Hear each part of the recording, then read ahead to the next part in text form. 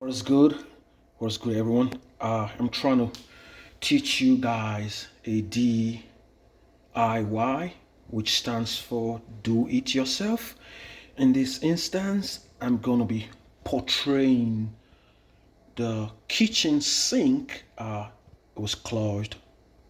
It's like the machine that was supposed to be grinding the dirt is kind of stuck, so there's a clog and it's not working. But I'm going to show you guys a very easy way that will save you $200 because this is not a cheap job.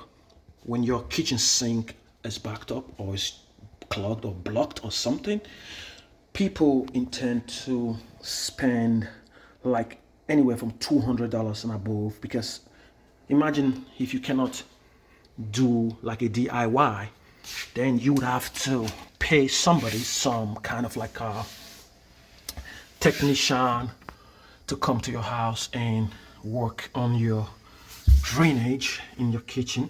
So you guys can see that this is the same machine. I think every one of us, we are familiar with this machine. So underneath the machine, you have a little switch right here, and when you can see this switch, you can click on the switch.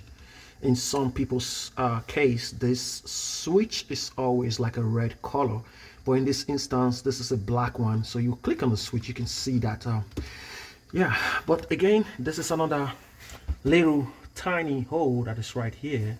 This hole is tiny, and this tiny hole is where the solution is. So if you want your machine, if you want this machine to start working, let's say you turn it on and it's making that sound, that sound. I want to teach you guys something on how you can fix it. So just stay tuned and I will be right back. So I am back. So this is the tool you need. This is very cheap, very easy. You can get this for like $1 from any convenience store. You can even go to O'Reilly. You can go to AutoZone and you can get this for like $1. You can get it from anywhere.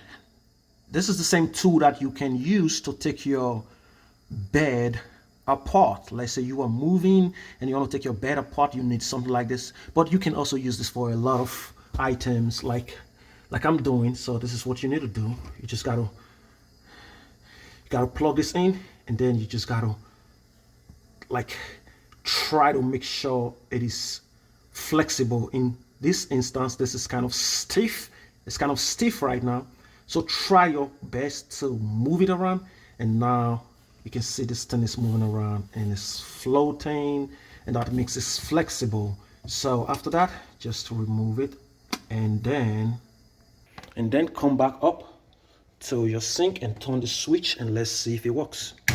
Hey, it's working. It's working.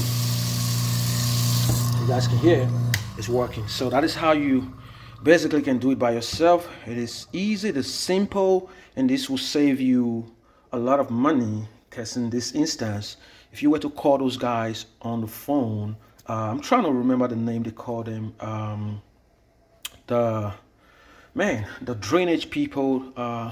They usually come to fix your drainage whenever it is backed up, and majority of the time they would charge you like $200. And just see, I mean, you can save yourself $200 if you do like a DIY.